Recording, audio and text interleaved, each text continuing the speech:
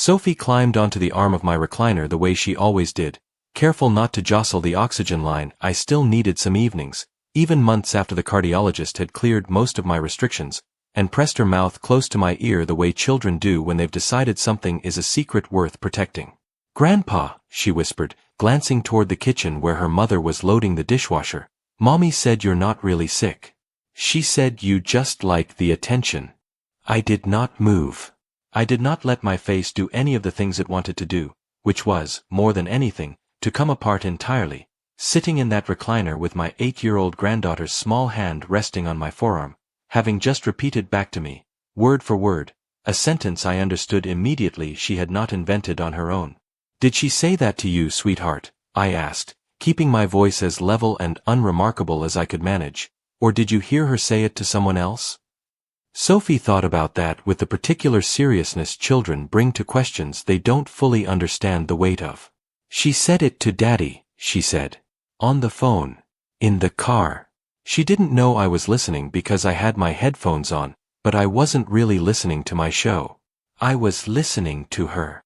I want you to sit with that moment the way I sat with it, because I think it matters more than almost anything else in the story. An 8-year-old girl, technically not eavesdropping, technically just present, had absorbed a sentence her own mother believed no one but her husband could hear, and had carried it, carefully, all the way into my living room, because some instinct in her, too young yet to have a name for what she was doing, understood that her grandfather deserved to know. Before we go any further, a quick note.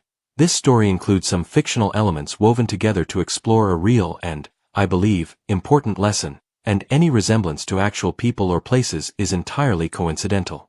If this kind of content isn't for you, that's completely understandable. Feel free to find something else on the channel. But if you've ever had the specific, disorienting experience of hearing your own family's private judgment of you repeated back through the innocent mouth of a child, stay with me, because tonight's story is about exactly that moment, and about what a very careful man does once he understands precisely what's being built around him. My name is Gerald Ashwood. Most people who've known me for more than a week call me Jerry. I'm 76 years old, and for 42 years I owned and operated Ashwood Family Pharmacy, a small independent compounding pharmacy 2 blocks off the town square, the kind of place that still knew most of its customers by name and by prescription history without needing to look either one up. I trained as a pharmacist at 24, worked for a regional chain for 6 years to learn the business side of things properly, and then, at 30, borrowed against nearly everything Miriam and I owned to buy out the retiring owner of a struggling independent shop that most people in town assumed wouldn't survive another 2 years under new ownership. It survived. It thrived, actually, for 4 decades, largely because I made it my business, quite literally, to understand not just what medications did to a body, but what happened when people didn't take them correctly, or couldn't afford them, or didn't understand why the timing mattered as much as the dose. There is a particular kind of vigilance you develop, spending 4 decades responsible for making sure the right medication reaches the right person in the right amount, and it is not a vigilance that switches off simply because you've retired and sold the business. I sold Ashwood Family Pharmacy 6 years ago to a regional chain called Meridian Health Partners, structuring the sale so that I retained a modest ongoing consulting arrangement, reviewing compounding protocols for their regional pharmacies twice a month, a role that paid considerably less than the pharmacy itself once earned, but that kept me connected to a profession I'd built my entire adult life around, and that came with a supplemental buyout annuity, paid quarterly, representing the remaining value of goodwill and the specialized compounding license I'd held for decades before selling it into their broader operation. Combined with my own retirement savings and Miriam's modest pension from her years teaching high school chemistry, it was, by the standards of a small town like ours, a genuinely comfortable retirement. Not extravagant, but comfortable, and entirely, quietly mine. Miriam passed 4 years ago this coming autumn, after a long, difficult decline that began with ordinary forgetfulness and ended, 18 months later, somewhere none of us had been prepared to follow her to. We had one daughter, Paige, born the year I turned 31, back when the pharmacy was still finding its footing and Miriam was grading chemistry papers at our kitchen table most evenings after Paige went to bed.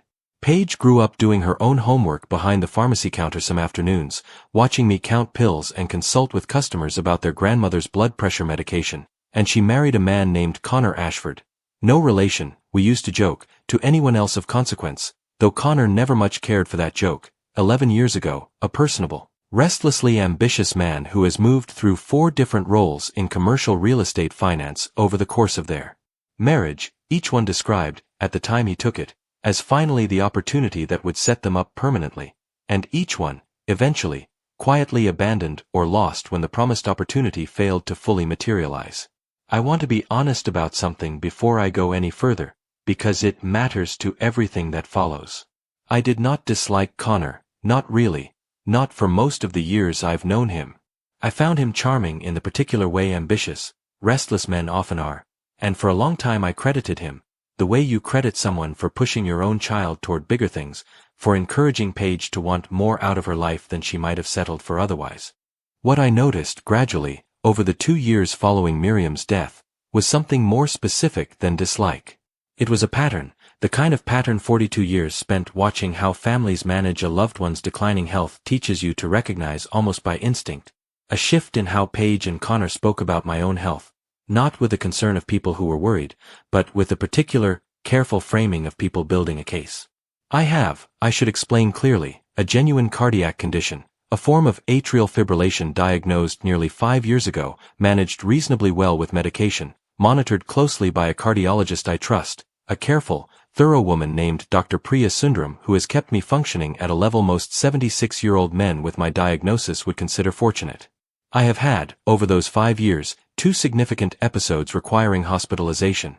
One shortly before Miriam's decline began in earnest, and one just under a year ago, a fainting spell in my own kitchen that left me on the floor for nearly 20 minutes before Paige, who happened to be visiting that afternoon, found me and called for help. It is that second episode, the one in my kitchen, that I now understand marked the true beginning of everything that followed, though it would be many months before I understood it clearly enough to say so. In the weeks after that fainting spell, something in the way Paige and Connor discussed my health began to shift, subtly at first, in a direction I noticed the way I used to notice, standing behind my own pharmacy counter decades ago, when a regular customer's prescription patterns started drifting in a way that suggested something wasn't being taken quite as directed.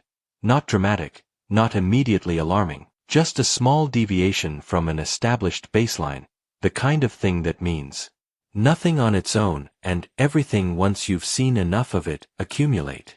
Connor began asking, with increasing frequency, whether I'd discussed long-term planning with Dr. Sundaram, not treatment planning, but the phrase he used specifically, long-term planning, delivered with a particular gentleness that I initially mistook for genuine concern. Paige began mentioning more and more often how unpredictable my episodes had become, a characterization that struck me as strange even at the time, because in 5 years of managing this condition, my episodes had been anything but unpredictable. They followed a recognizable pattern that Dr. Sundaram and I had discussed at length, tied closely to specific triggers we'd identified together and worked to manage. And yet, in conversations with relatives, with old family friends who called to check in, I began hearing, secondhand, a version of my health that didn't match my own understanding of it at all. A version in which I was described as increasingly fragile, increasingly confused, prone to episodes that came without warning and left me, in Paige's words to my own sister-in-law over a phone call I later learned about, honestly kind of scary to be around some days. I did not recognize myself in that description. I want to be clear about that. Dr. Sundaram's own notes, which I would later request and review with an attention to detail that 42 years behind a pharmacy counter had trained into me completely, described a patient managing a chronic condition responsibly, with no indication whatsoever of the cognitive concerns Paige had apparently begun describing to people outside our immediate family. I noticed it the way I used to notice, filling a prescription decades ago, when a patient's story about their symptoms didn't quite line up with what the medication itself would actually produce. Not proof of anything specific yet, just a small, persistent inconsistency, worth paying close attention to before drawing any conclusions at all. Individually, none of what I was hearing meant much. Together, accumulating over roughly a year, it had started to feel less like a worried daughter processing her father's health scare and more like a narrative being carefully, deliberately constructed for an audience I hadn't yet identified. That evening, with Sophie curled against my arm in the recliner, her small voice still hanging in the air between us. "Mommy said you're not really sick. She said you just like the attention." I understood, with a clarity that arrived all at once, that whatever narrative Paige had been quietly building over the preceding year had just been handed to me, unknowingly, by the one person in that house too young yet to understand she was carrying anything dangerous at all. "Sophie," I said, keeping my voice as gentle and unremarkable as I could manage, "can I ask you something, and I need you to think carefully before you answer, because it's important. Has Mommy said anything else on the phone that you weren't sure you were supposed to hear?" Sophie considered this with the same serious concentration she'd brought to the first question, glancing once toward the kitchen to make sure her mother was still occupied with the dishwasher. "She talks to Daddy about a doctor a lot," she said. "Not Dr. Sundaram. A different doctor. She says his name funny, like it's a joke, but I don't get the joke." "Do you remember the name?" I asked, as carefully as I could manage, understanding, even as I asked it, that I was doing something I had spent my entire adult life training myself never to do without absolute certainty first, asking a child, gently, to help me understand something her own parents did not intend for either of us to know. "Dr. Holcomb," Sophie said, after a moment. "I remember because it sounds like, hold comb, like holding a comb, and I thought that was funny, so I remembered it." I sat very still in that recliner, my granddaughter's small hand still resting on my forearm, the oxygen line's soft hiss the only other sound in the room, and understood that a name I had never heard before, delivered to me by an 8-year-old who thought it sounded like holding a comb, was very likely about to become the first genuine thread in something I did not yet understand the shape of, but that I already knew, with the particular certainty 42 years behind a pharmacy counter had built into me. I was going to need to trace all the way to its source before I said a single word to anyone in my own family about what I now understood I'd already begun, quietly and carefully, to suspect. I did not sleep well that night. I lay awake in the bedroom Miriam and I had shared for 37 years, staring at the ceiling, turning the name Dr. Holcomb over in my mind the way I used to turn over an unfamiliar drug interaction, trying to place it against everything else I already knew and finding no clean fit anywhere. I had never heard Dr. Sundaram mention a colleague by that name. I had never seen a referral, never received a bill, never noticed an appointment card on the refrigerator or a pamphlet left on the counter, the ordinary paper trail that usually accompanies any new physician entering a patient's life. The following morning, I did something I want to describe carefully, because I think it matters to understanding the kind of man 42 years of pharmacy work had made me into. I called Dr. Sundaram's office directly, identified myself, and asked whether her practice had ever referred me, or discussed referring me, to a physician named Holcomb, for any reason at all, cardiac, cognitive, or otherwise. The office manager, a careful, unhurried woman named Denise who had handled my scheduling for the better part of 5 years, put me on hold for several minutes before coming back with an answer that settled something cold and certain into my chest. "Mr. Ashwood," she said, "I don't see any record of a referral to anyone by that name in your file. Dr. Sundaram would like to speak with you directly, if you have a few minutes. She's between patients right now." Dr. Sundaram came on the line a moment later, her voice carrying the particular measured concern of a physician who has just been asked a question she didn't expect. "Gerald," she said, "I want to be direct with you, because I think it matters. There is no referral to any Dr. Holcomb in your chart, and I've never discussed such a referral with your daughter or son-in-law, though I want to be honest that Paige has contacted my office twice in the past 4 months asking about your cognitive assessment history. Specifically, whether we'd conducted any formal testing recently, and whether I'd be willing to complete paperwork regarding your capacity to manage your own financial affairs independently." I sat very still at my kitchen table, the same table where Miriam once graded chemistry papers decades earlier, and felt the specific, total stillness of a man who has just heard, spoken plainly by someone he trusts completely, the exact shape of something he had only begun to suspect the night before. "What did you tell her?" I asked. "I told her," Dr. Sundaram said, "that I have seen absolutely no clinical indication of cognitive decline in your case, that your management of a complex chronic condition over 5 years has been exemplary, and that I was not prepared to complete any capacity assessment paperwork without a direct clinical examination specifically for that purpose, conducted with your full knowledge and consent, not as a favor requested quietly by a family member on your behalf." She paused. "Gerald, I want to ask you something, and I need an honest answer." Has anyone suggested to you that your memory or your judgment has been declining? Because I want to be clear, from a purely clinical standpoint, that I have seen nothing whatsoever in 5 years of regular visits to support that characterization. No one has said it to me directly, I said slowly. But I believe it's being said about me, to other people, quite a lot. There was a pause on the line, the particular pause of a careful professional recalibrating in real time. I want you to know, Dr. Sundaram said finally, that if anyone attempts to use my name or my office's records to support a claim about your cognitive capacity that I have not personally, clinically assessed and documented myself, that would be a serious misrepresentation, and I would want to know about it immediately, both for your protection and for the integrity of my own practice. I thanked her, more than the words could carry, and sat at that kitchen table a long while after we hung up, thinking about a name that sounded, to an 8-year-old, like holding a comb, and about the specific, careful phrase Paige had used with Dr. Sundaram's office, capacity to manage your own financial affairs independently. A phrase that had nothing to do with concern for my health and everything to do with a legal and financial designation. I understood, immediately and completely, the moment I finally let myself think it through without flinching away from it. Guardianship. I did not call Paige that day, or confront Connor, or say a single word to either of them about what Sophie had whispered, or what Dr. Sundaram had just confirmed. I want to be honest about why, because I think it matters more than almost anything else in this story.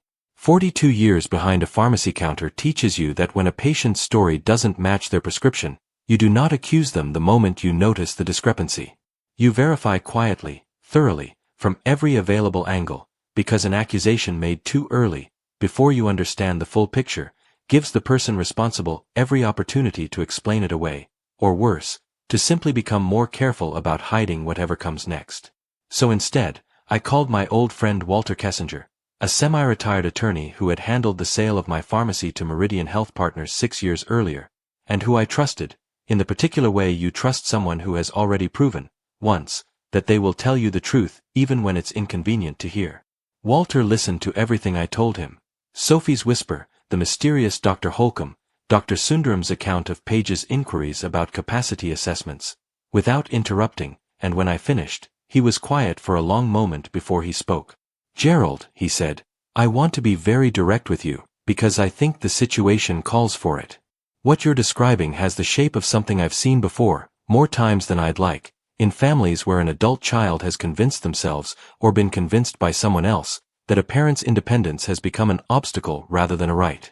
The specific combination you're describing, inquiries about capacity assessments, an unfamiliar physician's name being invoked, a narrative about declining health being shared with people outside the immediate family, that's not the behavior of someone genuinely worried about your well-being. That's the early groundwork for a guardianship petition, Gerald. Someone is trying to establish, on paper and in the minds of people who might eventually be asked about it, that you're no longer capable of managing your own affairs. I sat with that for a long moment, the word guardianship settling into me with a weight I hadn't fully anticipated, even having already suspected it myself only hours earlier. If that's true, I said, what does it actually mean for me, practically? If a guardianship petition succeeds, Walter said, a court can strip you of the legal authority to manage your own finances, make your own medical decisions, even determine where you live, and transfer that authority to whoever is named as guardian, typically the petitioning family member. It is, in the cases where it's genuinely warranted, an important legal protection for people who truly can no longer safely manage their own affairs.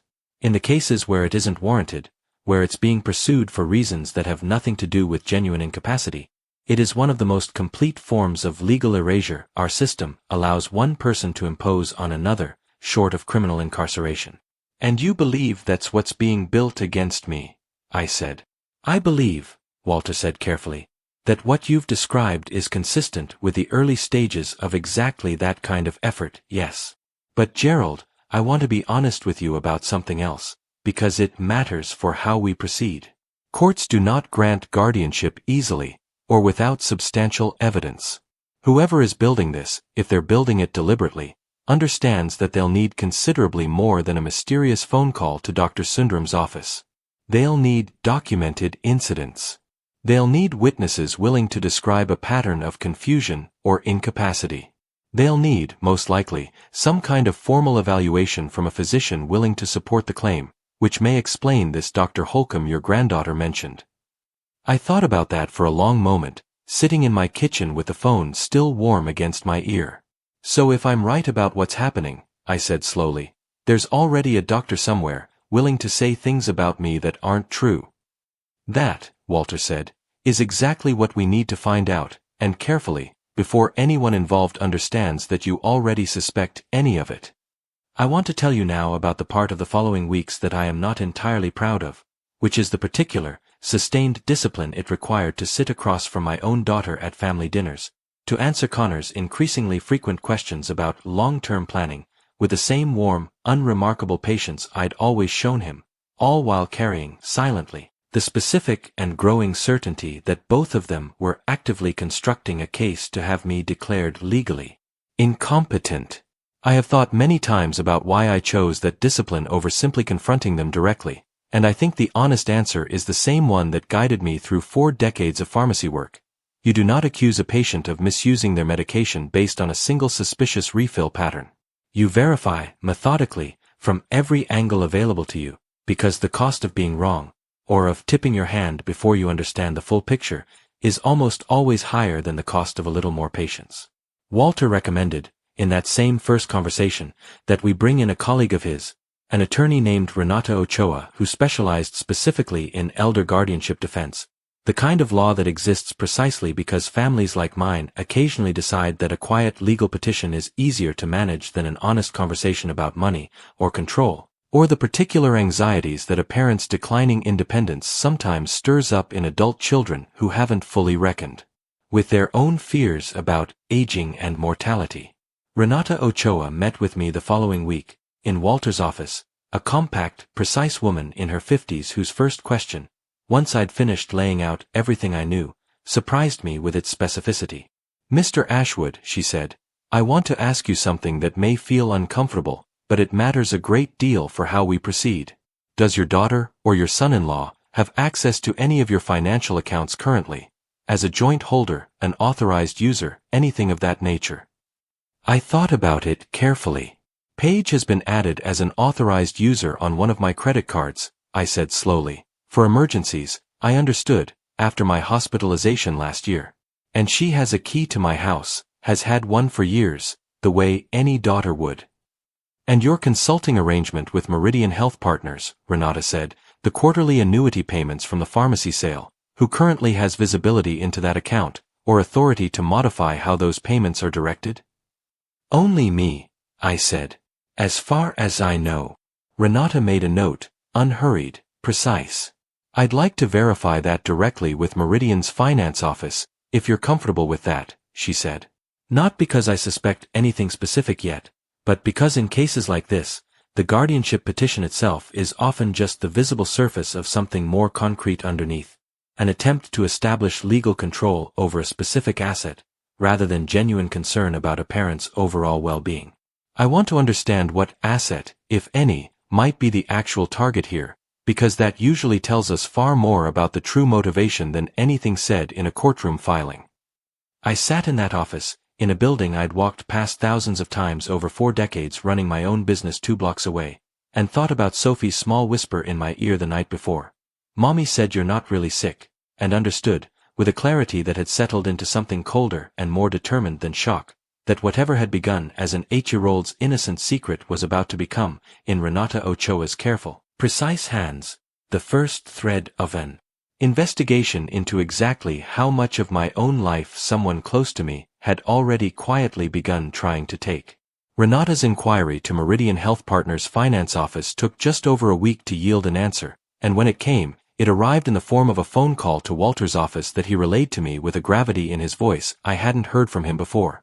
"Gerald," he said, "Meridian's compliance department flagged something for us. 6 weeks ago, their finance office received a request, submitted through their online portal using your account credentials, to add a secondary authorized contact to your consulting annuity account, someone with visibility into payment records and the authority to receive duplicate statements. The request listed Connor Ashford as that contact, along with documentation purporting to be a limited financial power of attorney, signed by you, authorizing exactly that kind of access. I felt something settle, cold and heavy, into my chest, the specific stillness I'd felt once before, standing behind my own pharmacy counter decades earlier, the moment I first confirmed a suspicion about a regular customer that I had, until that exact instant, still hoped might prove unfounded. "I never signed any such document," I said. "Meridian's compliance officer suspected as much," Walter said, "which is precisely why she flagged it rather than simply processing it. She noted an inconsistency in the notarization. The notary stamp on the document didn't match any notary currently registered in our county, and when her office attempted to verify the notary's license number directly with the state board, the number came back invalid, associated with no licensed notary at all." He paused. "Gerald, this isn't simply a forged signature. Someone fabricated an entire notarization to make the document appear properly executed, which suggests a level of deliberate planning considerably beyond what I initially expected." I sat with that for a long moment, thinking about a fabricated notary stamp, a fictional license number, and understood, with a particular clarity that comes only rarely in a long life, that whatever Connor and Page had been building was not the improvised product of a single moment of financial desperation, but something constructed with real care, over real time, by someone who understood exactly what kind of scrutiny a document like that would eventually face, and had tried, deliberately, to defeat that scrutiny in advance. Renata's investigation, running in careful parallel with Walter's, turned toward the mysterious Dr. Holcomb, and what she found, when she finally tracked him down, deepened my unease considerably. Dr. Marcus Holcomb, it turned out, was a semi-retired physician who had, over the preceding 6 years, developed something of a specialized, informal practice conducting private capacity evaluations for families pursuing guardianship petitions, evaluations that, according to 2 separate complaints filed with the state medical board over that period, had a documented tendency to find in favor of whichever family member was paying his fee, regardless of the actual clinical picture presented to him. Neither complaint against Dr. Holcomb ever resulted in disciplinary action, Renata told me, in a meeting at Walter's office in early spring, largely because capacity assessments involve a significant amount of professional judgment, and it's difficult to definitively prove that a physician's conclusion was influenced by who was paying him rather than genuine clinical findings. "But the pattern is documented, Mr. Ashwood, and it's concerning enough that both plaintiffs' attorneys eventually withdrew their family members' guardianship petitions once Dr. Holcomb's reputation became known to the court overseeing the case." "So he's done this before," I said. "Helped other families do exactly what mine appears to be trying to do to me." "It appears so," Renata said. "And if we can establish that Connor or Page has already engaged him, even informally, that becomes significant evidence of premeditation, considerably more damaging to their eventual case than a single forged document might be on its own." I want to pause here and describe something about the weeks that followed, because I think it matters to understand the particular discipline this entire process required of me. Sophie continued visiting most weekends, the way she always had, curling into my recliner, asking me to help her with her reading homework, entirely unaware that the small, whispered secret she'd shared with me weeks earlier had already set in motion an investigation that would eventually determine whether she'd continue growing up with a grandfather who retained his full legal independence, or one who had been quietly stripped of it by her own parents. I did not tell her any of what I now understood. I did not want her carrying that weight, not at 8 years old, not when she had already, unknowingly, given me the single most important piece of information in the entire investigation simply by trusting me enough to whisper it. I began, during this period, something I want to describe carefully, because it matters to understand the kind of vigilance 42 years of pharmacy work had trained into me. I have, in my study, an old roll-top desk that belonged to my own father, where I keep correspondence, financial records, and a small collection of restored antique clocks I've taken up repairing as a hobby since retiring. A pursuit Miriam used to tease me about gently, noting that a man who spent 4 decades counting pills with absolute precision had simply found a new, quieter obsession to replace it with once he no longer had a pharmacy to run. Among those clocks sits a small mantel clock I restored several years ago, its case fitted, since a break-in attempt at a neighbor's house 2 streets over rattled the whole block into a season of heightened caution, with a discreet camera concealed behind the clock face, angled to cover the study's small sitting area where Page and Connor, over the preceding year, had increasingly taken to having what they called quiet catch-ups. Whenever they visited, away from what they assumed was the noise and distraction of the rest of the house. I had installed that camera, I want to be honest, out of nothing more sinister than an old, careful man's habit of documentation, the same instinct that had made me, throughout my career, meticulous about record-keeping in a profession where a single undocumented detail could mean the difference between a patient's safety and a serious, even fatal error. I had checked its footage perhaps 3 times in the 2 years since installing it, mostly out of idle curiosity or to confirm it was functioning properly after a power outage. That spring, sitting at my roll-top desk with Walter and Renata's findings spread out in front of me, I opened the footage archive for the first time with genuine purpose, and began working backward through months of recordings, searching for exactly the kind of conversation I now understood had likely been happening in my own study for far longer than I wanted to admit. I found it on the 4th evening of searching, a conversation from just over 5 months earlier, in November, well before Sophie's whispered secret, before Dr. Sundaram's confirmation, before any of the paper trail Walter and Renata had since uncovered.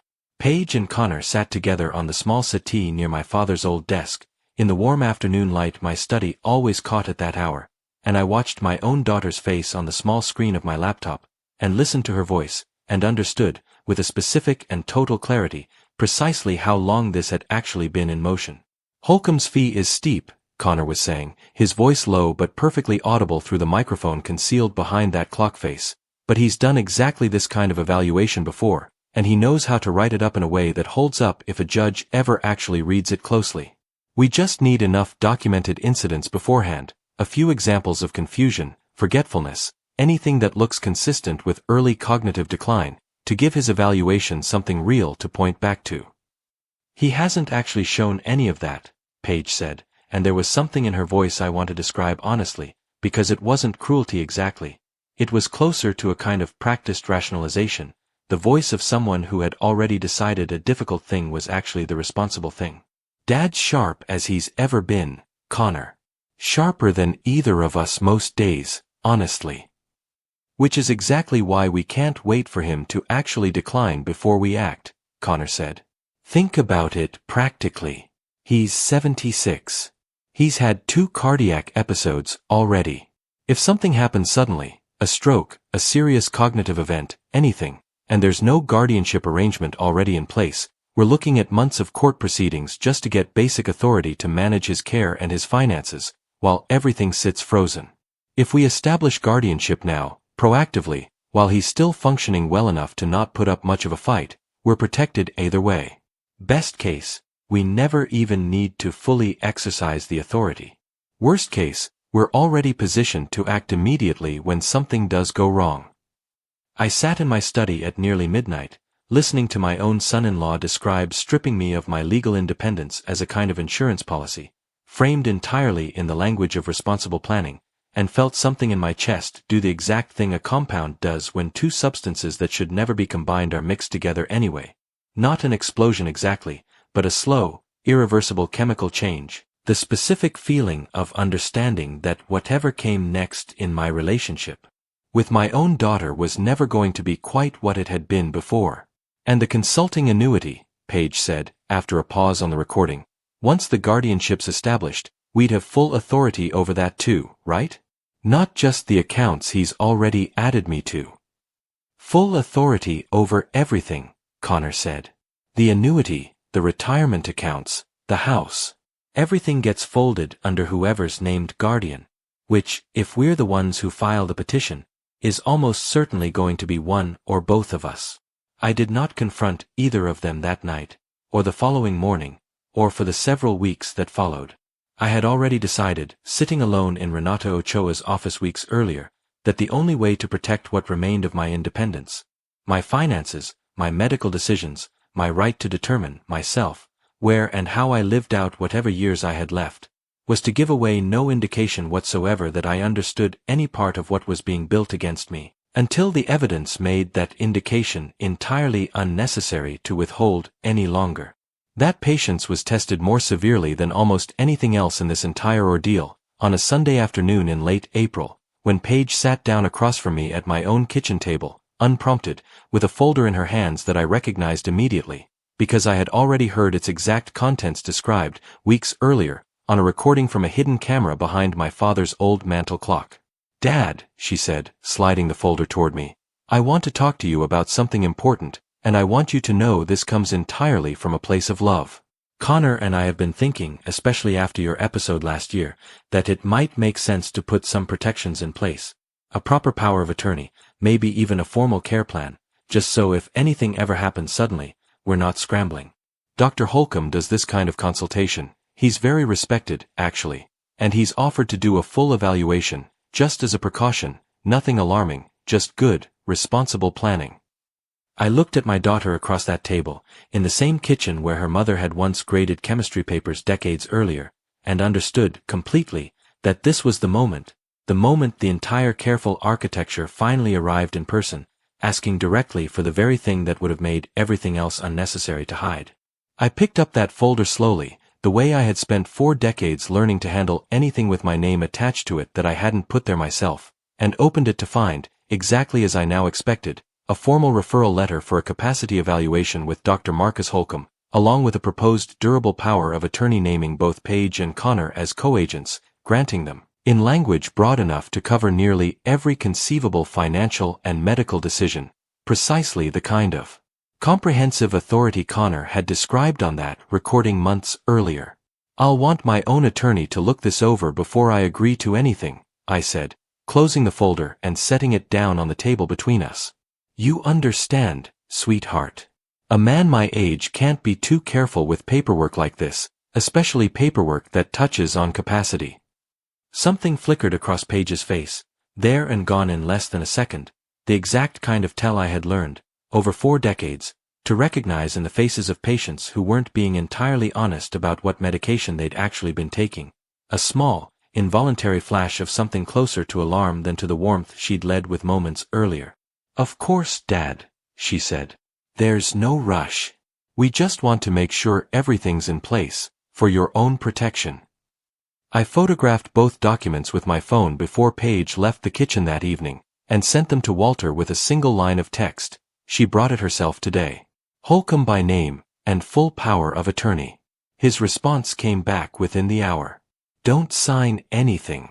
This confirms the timeline we needed to establish premeditation. I'll call Renata first thing tomorrow morning."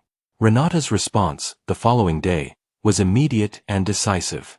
"Mr. Ashwood," she said, meeting with Walter and me at his office that afternoon, "what you've now given us, the fabricated notary stamp on the annuity access request, the mantel clock recording establishing that this scheme was in active development at least 5 months ago, and now this direct request for a Holcomb evaluation and a comprehensive power of attorney. This is more than enough for us to move forward decisively. I want to bring in a detective from the county's financial crimes unit today, because what began as a family concern about guardianship has now clearly involved fabricated legal documentation, which crosses into criminal territory regardless of the underlying guardianship question." Renata's contact in the financial crimes unit was a methodical, soft-spoken detective named Simone Delacroix, who arrived at Walter's office 2 days later carrying a legal pad and a manner so unhurried it seemed almost at odds with the file she was about to review. She reminded me, in an odd way, of the most careful pharmacists I'd trained over the decades, the ones who never rushed to verification, because rushing was how you missed the one detail that mattered most. "Mr. Ashwood," Delacroix said, after reviewing the forged notarization, the mantel clock recordings, and the proposed power of attorney, "what you've documented here, independently, before any of us became involved, is considerably more complete than most cases my unit builds from scratch over months of investigation. I want to be direct about the scope of what we're likely examining. A fabricated notarization used to gain unauthorized access to a financial account is a serious offense on its own. Combined with what appears to be a coordinated, months-long effort to manufacture grounds for a guardianship petition, potentially including the involvement of a physician with a documented pattern of favorable findings for paying families, this represents a considerably more serious and sustained pattern of elder financial exploitation than most cases we encounter." "What happens now?" I asked. "Now we build this properly," Delacroix said. "I want a forensic document examiner to formally analyze the fabricated notary stamp and trace, if possible, where and how it was produced. I want to look more closely at Dr. Holcomb's involvement specifically, because if we can establish that he was engaged, even informally, before any legitimate clinical concern existed, that substantially strengthens the case for premeditation. And I want you to continue exactly as you have been. Patient, warm, giving no indication whatsoever that anything has changed, because every additional step your daughter and son-in-law take while we're documenting this becomes another piece of evidence we won't need to reconstruct after the fact. I want to tell you about the months that followed, because they tested a particular kind of endurance I hadn't fully anticipated needing at 76 years old. Sophie continued visiting most weekends, entirely unaware, curling into my recliner with her reading homework, and I found myself, more than once, holding her close a little longer than usual, understanding that whatever came next in this investigation would eventually touch her life too, in ways I hoped desperately to shield her from as much as possible. Paige continued her careful, gentle campaign, mentioning Dr. Holcomb's evaluation twice more over those weeks, each time a little more casually, as though the idea had simply occurred to her again rather than being part of a plan already months in motion, and each time I told her I appreciated her thinking of me, and that my own attorney was still reviewing some general estate matters, which was, in its own careful way, entirely true. There was one particular evening during that waiting period that stayed with me longer than almost any other. Connor stopped by alone one Thursday, Paige having taken Sophie to a friend's birthday party, and we sat together in my study, near the very mantel clock that had already recorded, months earlier, the conversation that changed everything I understood about him. He asked me, almost out of nowhere, whether I ever worried about becoming a burden as I got older, the kind of question that, months earlier, I might have answered with genuine, uncomplicated honesty. I worry about losing my independence more than I worry about being a burden, I told him, choosing my words with the same care I'd have chosen a medication dosage. A man spends his whole working life building the right to make his own decisions.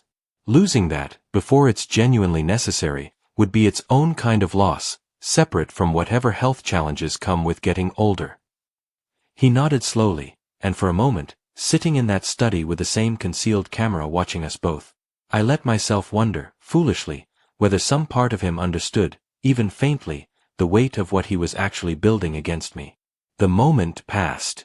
His phone buzzed, he glanced at it, mentioned something about needing to call Holcomb's office to reschedule an appointment, and the conversation moved on, leaving me alone with a question about my son-in-law's capacity for honest reflection that I have still not fully resolved, even now. The warrants, when they finally came, arrived on a Tuesday morning in early June, nearly 7 months after that November conversation on my own settee, and almost exactly 3 months after Sophie's whispered secret first set everything in motion. Detective Delacroix called me the evening before, as she'd promised she would, to tell me it would happen at 8 the following morning, and to stay at Walter's office, away from my own house, until she confirmed it was clear. I did not sleep at all that night, sitting instead in my study, near the old mantel clock, listening to its steady ticking the way I had once listened to Miriam's breathing during the long, difficult months of her decline, and thought about Sophie, asleep somewhere across town, entirely unaware that by morning, the careful, quiet world her parents had constructed around her would begin, irreversibly, to come apart. Delacroix called at 8:40. "It's done, Mr. Ashwood," she said. "Connor Ashford has been taken into custody on charges including forgery of a notarized instrument and attempted financial exploitation of a vulnerable adult. Paige Ashford is being charged separately based on the recorded conversations and her documented communications regarding the power of attorney and the Holcomb evaluation. Her attorney is negotiating her voluntary surrender. We're also examining Dr. Holcomb's role, though no charges have been filed against him yet pending further investigation into his prior complaints." "Thank you for calling me directly," I said. "You built most of this case yourself, before we were ever involved," Delacroix said. "I've handled a great many of these over the years, Mr. Ashwood. Most people spend the entire waiting period wanting to confront somebody directly. You spent it documenting instead, patiently, methodically, in a way I don't often see. That's rarer than you'd think." "What about my granddaughter?" I asked, before she could end the call. "Sophie, is she safe? Is someone making sure she's not present for any of this?" "Paige's sister came and collected her from school before we executed the warrant at the house," Delacroix said. "I made sure of that specifically, given what you told us about how all of this began. She won't have seen any of it. I sat with the phone against my ear a long moment before I could bring myself to answer. Thank you, I said finally, and meant it more completely than those 2 words could carry. The months that followed the arrests moved the way Walter and Renata had both warned me they would. Slowly, procedurally, at a pace entirely disconnected from my own sense of urgency. There were arraignments in July, brief and formal, where I sat in the back of a courtroom I had never expected to spend meaningful time inside, and watched my own daughter enter a plea of not guilty in a voice that barely carried past the first row of seats. There was a grand jury proceeding in September, closed to the public, where I testified for nearly 5 hours about Sophie's whispered secret, about Dr. Sundaram's confirmation, about the mantle clock recordings and the fabricated notarization, answering questions from an assistant district attorney named Yvonne Castellano who built the case, piece by careful piece, with the same patient precision I recognized from my own 4 decades of pharmacy work.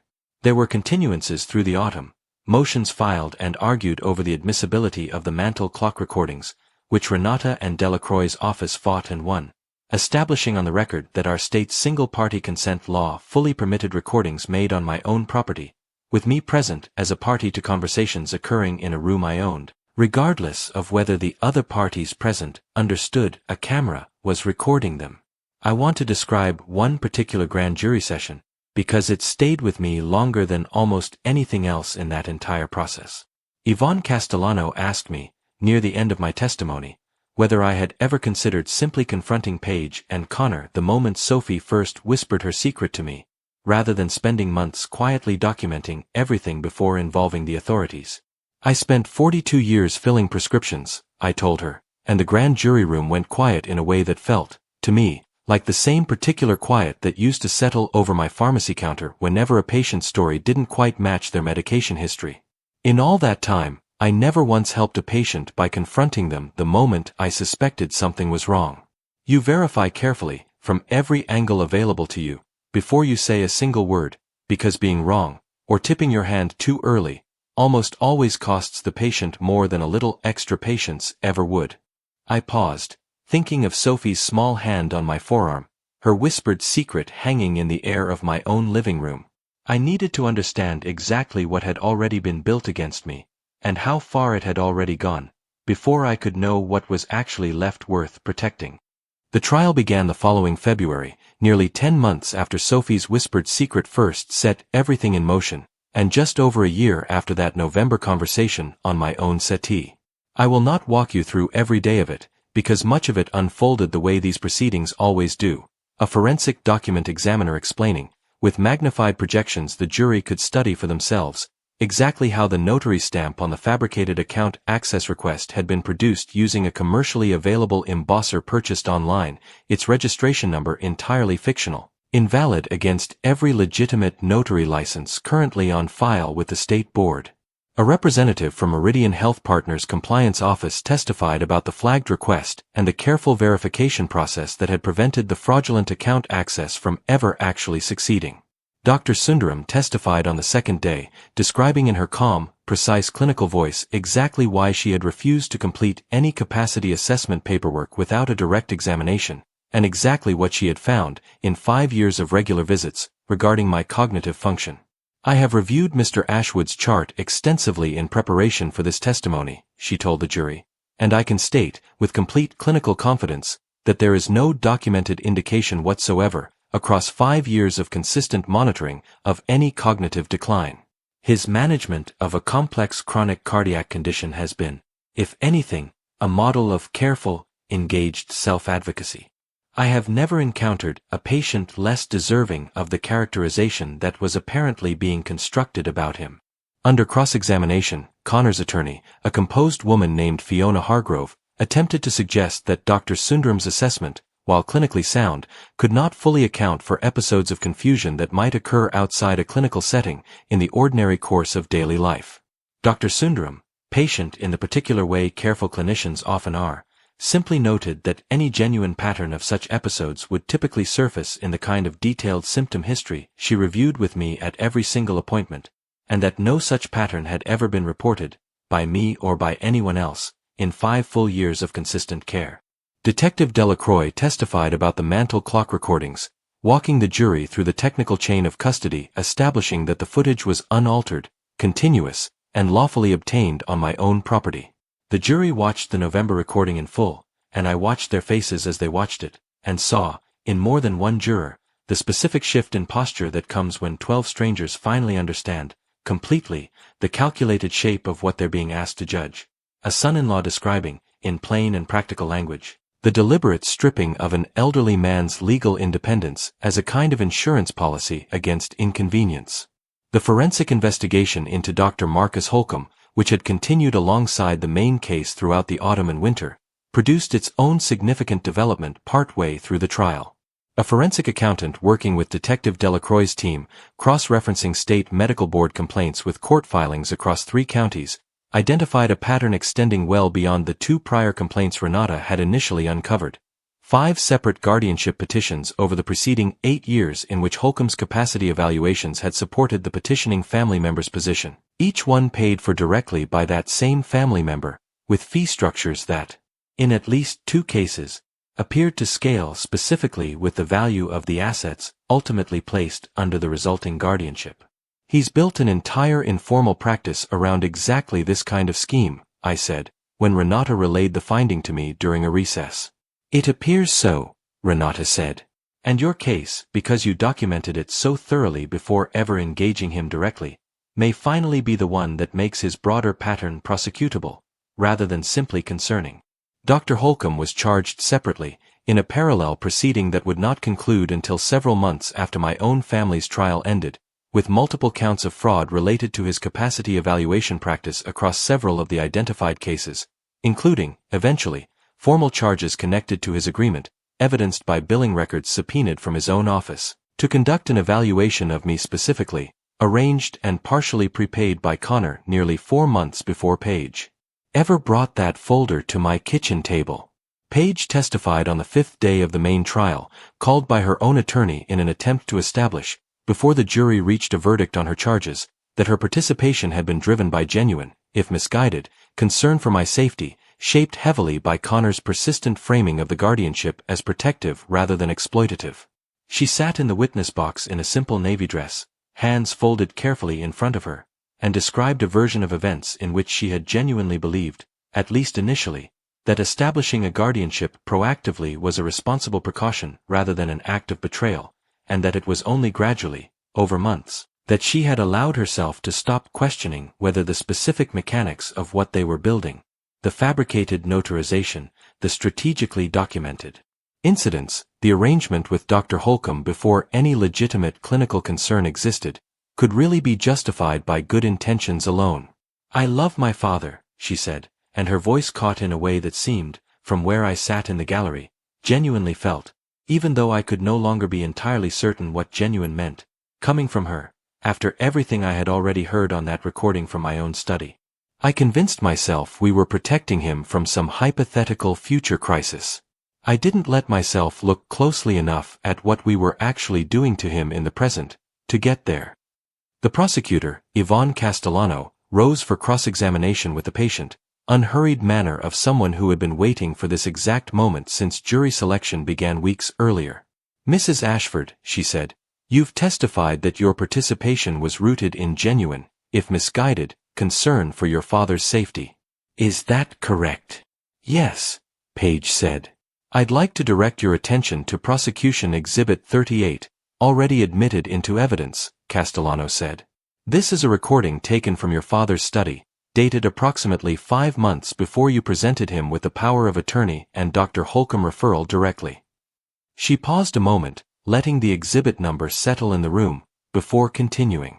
In this recording, in response to your husband describing guardianship as protection against a hypothetical future crisis, you can be heard saying, and I'm quoting directly, "Dad's sharp as he's ever been, Connor. Sharper than either of us most days, honestly."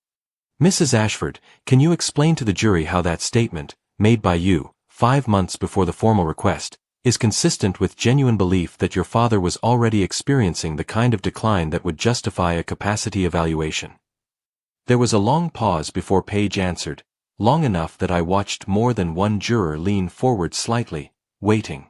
"It isn't consistent," she said finally, quietly. I knew, even then, that there wasn't a genuine clinical basis for what we were building. I let Connor convince me it didn't matter, as long as the outcome protected Dad eventually. So you understood, at the time of that recording, that there was no genuine cognitive concern to justify what you and your husband were preparing to do, Castellano said. Is that a fair characterization of what you've just told this jury?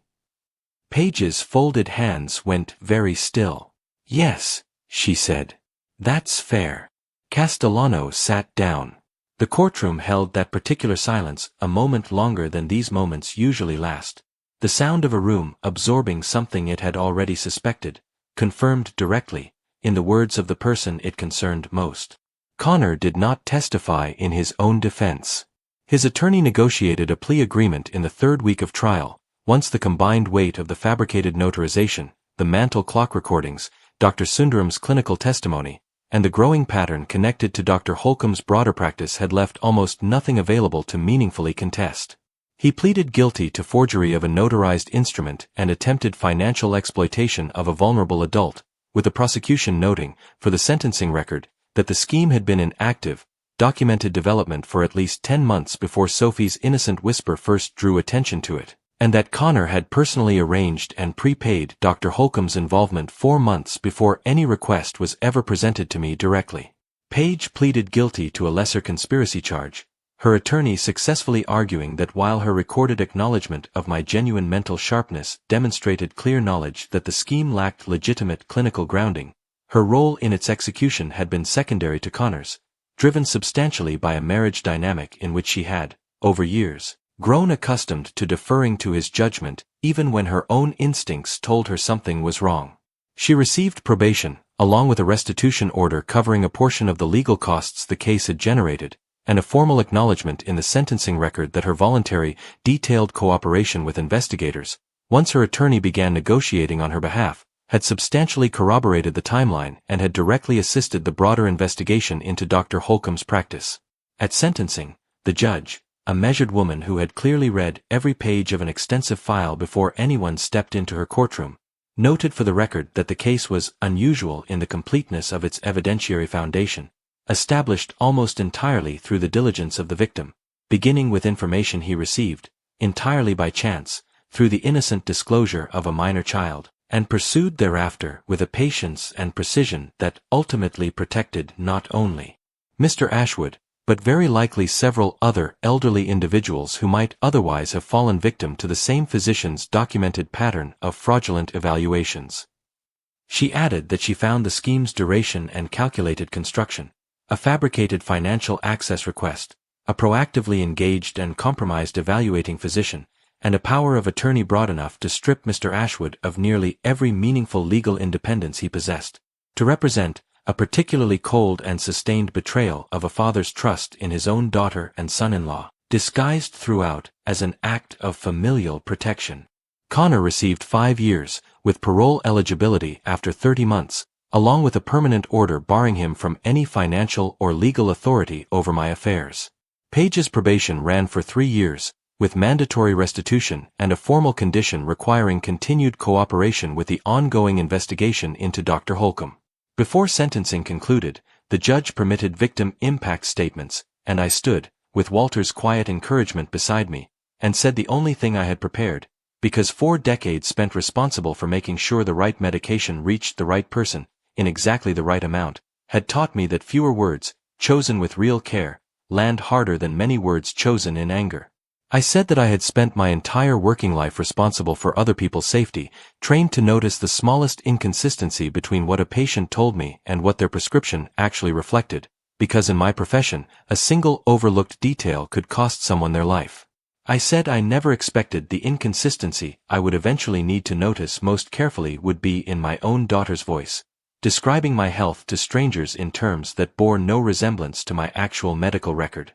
I said that months earlier, an 8-year-old girl, too young to understand the weight of what she was carrying, had whispered a single sentence in my ear that changed everything I understood about my own family, and that I owed her, more than anyone else in this proceeding, the acknowledgement that her small, honest instinct to tell her grandfather something she didn't fully understand had ultimately protected far more than just my own independence. I said I did not stand there wanting revenge, only wanting the full truth recorded plainly, in a room where no one could ever again call it a simple misunderstanding born of loving concern. Then I sat down. After the courtroom cleared, a bailiff asked whether I would be willing to speak with Paige for a few minutes before she was escorted out to begin her probation intake process. I said yes. They brought her to a quiet corner of the hallway outside the courtroom, and she looked, standing there in that simple navy dress, smaller than I had seen her look since she was a young girl herself, doing her homework behind my pharmacy counter decades earlier, and for one unwelcome moment she reminded me so strongly of that child that my chest ached in a way that had nothing to do with anger at all. "Dad," she said, and her voice cracked on the single syllable. I don't know how to explain any of it in a way that doesn't sound like I'm making excuses for myself. I let Connor's version of events become my own, because it was easier than sitting with what we were actually doing to you. I knew, even that day in November, that there wasn't really anything wrong with you. I let myself believe it wouldn't matter, in the end, as long as we were careful. I looked at my daughter for a long moment, the way I used to look at a prescription that didn't quite match a patient's stated symptoms, trying to understand not just that something had gone wrong, but exactly where, in a long chain of small decisions, the wrongness had first taken root. I spent 42 years responsible for making sure the right medicine reached the right person, in exactly the right dose, I said finally. I know the difference between a mistake made in a moment of genuine confusion, and a pattern built deliberately, over months, by someone who understood exactly what they were doing and chose to keep doing it anyway. I paused. What happened to me wasn't confusion, Paige. It was a plan, executed carefully, by people who understood precisely what they were taking from me. I paused again, longer this time. I don't know yet whether I'll ever fully trust you again the way I did before your daughter whispered that sentence in my ear. I hope, for both our sakes, and for Sophie's, that someday I might. But that depends entirely on what you do with the years ahead of you, not on anything either of us says in this hallway today. She nodded, tears running freely now, and did not try to argue with any part of it, which was, in its own small way, the first fully honest moment she had offered me in longer than I could clearly measure. The bailiff led her toward the intake office. I stood in that hallway a long while before Walter, who had waited quietly nearby the entire time, gently took my arm and walked with me out into the cold February afternoon. The months that followed the trial required a different kind of adjustment than I had anticipated, one less about legal proceedings and more about the slow, uncertain work of figuring out what a relationship with my own daughter could still look like, and whether Sophie's place in my life could remain as uncomplicated and unburdened as I desperately wanted it to be. Renata helped arrange, through the family court process that inevitably became involved once Connor's incarceration began, a careful, supervised structure for my continued relationship with my granddaughter, one that allowed her to keep visiting most weekends, still curling into my recliner, still bringing her reading homework, without ever needing to understand the full weight of what her innocent whisper had ultimately set into motion. I did not explain the details to her, not fully, not even now. I told her only, in the simplified, age-appropriate version Renata and Paige's own therapist helped me arrive at together, that her mommy and daddy had made some serious mistakes, that grown-ups sometimes make choices that hurt the people they love even when they convince themselves otherwise, and that the mistakes were being handled by careful people whose job it was to make things right, as much as they could be made right. She asked me once, sitting in my recliner some months after the sentencing, whether she had done something wrong by telling me what she'd overheard that night. I told her, as gently and as truthfully as I knew how, that she had done something enormously right, that trusting me enough to share something confusing and uncomfortable was one of the bravest things anyone had done for me in my entire life, and that I would be forever grateful she had chosen, even without fully understanding why, to whisper it in my ear instead of keeping it to herself. She seemed to accept that, the way children eventually accept the things the adults they trust are certain about, and we spent the rest of that particular afternoon doing exactly what we'd always done. Her reading homework spread across the arm of my recliner, my hand resting lightly on her small shoulder, the old mantel clock in my study, still keeping perfect time in the next room, having already done its own quiet, unglamorous work of protecting us both. Dr. Holcomb's own trial concluded roughly 8 months after mine, resulting in a conviction on multiple counts of fraud connected to his broader pattern of compromised capacity evaluations and a permanent revocation of his medical license. 3 of the families connected to his 5 identified guardianship petitions eventually pursued their own civil actions, using the pattern established in my case as a foundation for challenging guardianships that had, in some instances, remained in place for years, quietly stripping elderly relatives of independence they should never have lost in the first place. I do not know all of their outcomes, but Renata tells me, occasionally, when a development crosses her desk, that at least 2 of those guardianships have since been formally dissolved, restoring legal independence to people I will likely never meet, who nonetheless owe some small measure of that restoration to an 8-year-old's whispered secret in a quiet living room 2 counties away. I still live in the house Miriam and I raised Paige in, though I've made some changes to it since the trial. Small ones, mostly, but meaningful to me. I moved my roll-top desk and the mantel clock into a different room, one with better afternoon light, and I've taken up, at Dr. Sundaram's gentle suggestion, a more active role volunteering with a local elder advocacy organization, helping other families understand the warning signs of exactly the kind of exploitation I so nearly missed entirely, if not for one small child's careful, honest instinct to tell her grandfather something confusing rather than simply letting it pass unspoken. Sophie is 9 now, taller every time I see her, and she still visits most weekends, still curls into that same recliner, though she's moved on from reading homework to a bewildering array of school science projects that remind me, more than I expected they would, of Miriam grading chemistry papers at our kitchen table decades earlier. She knows, in the age-appropriate version we've all agreed on together, that her parents made serious mistakes, and that her mother is working hard, through therapy and through the ordinary, unglamorous discipline of rebuilding trust, to become the kind of person Sophie can fully rely on again someday. She has never once, in all the time since, asked me a question I wasn't prepared to answer honestly, at whatever level of detail felt right for her age to carry, and I have come to believe that this, more than any courtroom outcome, more than any restitution order, is the thing I am proudest of having protected through all of it, a granddaughter who still believes, correctly, that at least one adult in her family will always tell her the plain, honest version of things, exactly the way she once trusted me enough to do for her.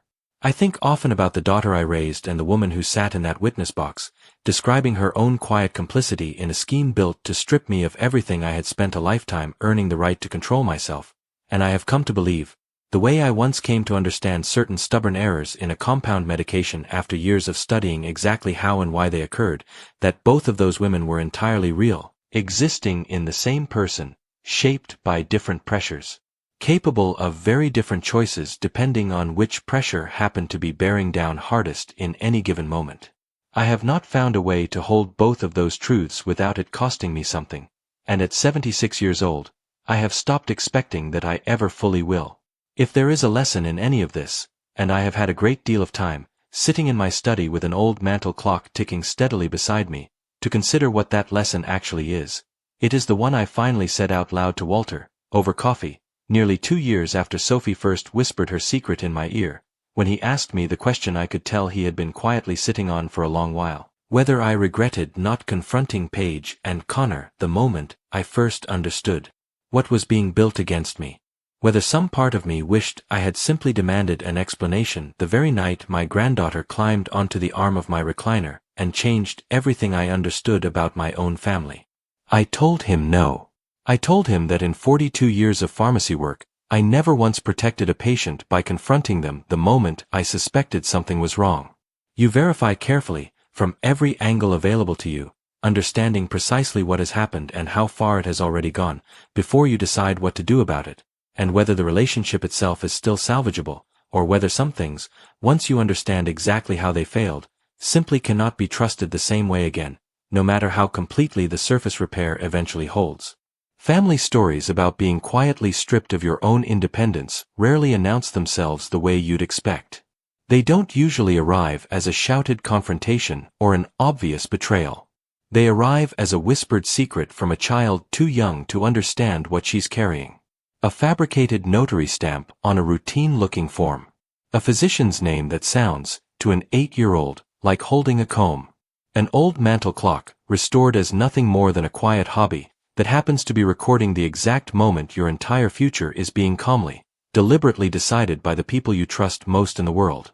But they can end, if you are patient enough and careful enough, and willing to verify the whole picture before you ever decide what to do about it, with the truth laid out so plainly, in a room full of strangers, that no one can ever again call it a simple act of loving concern, and with an old man, sitting once more in his own recliner, his granddaughter's small hand resting on his forearm, still able, after everything, to mean it completely when he tells her that she did something enormously right. If this story reached you, tell me honestly in the comments. Would you have confronted your family the moment a child whispered something like that in your ear, or would you have waited the way Gerald did, gathering the full picture before you said a single word? Tell me whether you think Sophie deserves to know, someday, the full weight of what her small, honest whisper actually protected, or whether some truths are kinder left exactly as gently explained as Gerald chose to leave them. And if you've ever had to sit quietly with something painful, verifying the whole picture before you acted on it, I want to hear how you knew when the moment to finally act had truly arrived.